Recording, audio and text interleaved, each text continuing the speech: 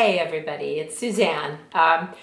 As you hopefully listened to in the Hub membership video about the Lightyear principle, align always, you will have heard me talk about this idea that alignment does not equal agreement. So don't tell the other parts of that principle that that's my favorite part, but I'm going to just tell you that it is. And here's why. I can look at so many examples where it has helped me to be able to recognize that. First and foremost, there's times in my relationship with my husband where I need to be able to express my disagreement and fully share what I see and be able to talk it through so that I can feel known and seen. And ultimately, if it's in an arena where he has decision-making rights, where I've granted that inside of our relationship, then I can choose to align and not necessarily agree. Yet what that means, you guys, here's the big thing, listen, is it doesn't mean that I get to go back and be snarky later on and hold it against him that it wasn't something that I aligned with. Now, I feel like I'm going to have to tell this 20 million times to people because this is what happens in our relationships and in our society and in our companies is that people think that they can hold on to forever their opinion about how something should be when they're not necessarily the person taking the responsibility for causing it to be that way. So now take that to a bigger level in a company where, we all want to be collaborative. We absolutely want to hear the perspectives and views of other people and incorporate them and integrate them. But ultimately, if you've done a clear job, either in the more old-fashioned ways of working that are hierarchical or the more progressive ways that we work that are holarchical, if that's a word, if you've done a good job in either of those realms of clarifying people's roles and responsibilities, their budget and decision-making authorities, you do know who has decision-making rights. And so it's important to be able to have the opportunity to recognize that agreement and alignment are not the same things, okay? Because ultimately that person has to make a decision and move forward.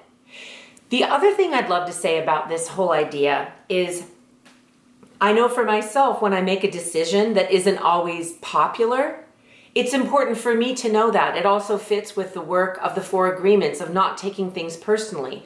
And yet a leader needs to be able to have deep listening and still make the decision that they hear is correct for the reasons that they then express to their team or to their corporation.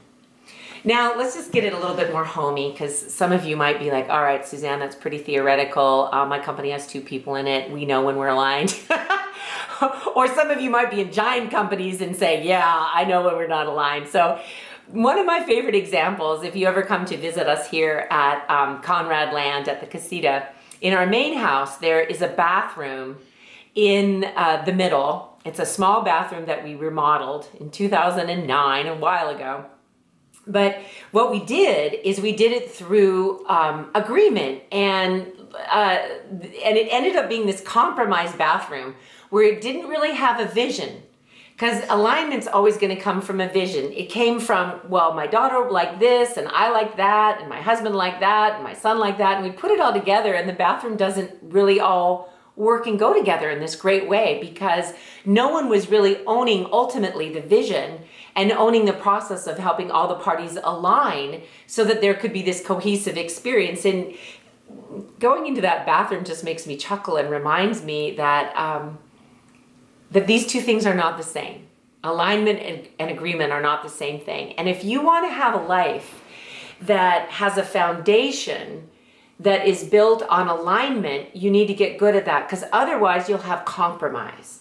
And nobody really wants to build the foundation of their life where there's a big San Andreas fault running through it. Look, you guys, I meet people and I can see when a couple is not in alignment. I can see when companies aren't. That's not the issue. The issue is, are you willing to learn the tools and begin to create alignment? So again, I will refer you back to our principle, align always, have another listen, apply it to things that you're facing, and here's my challenge. I want to always give you a fascinating challenge.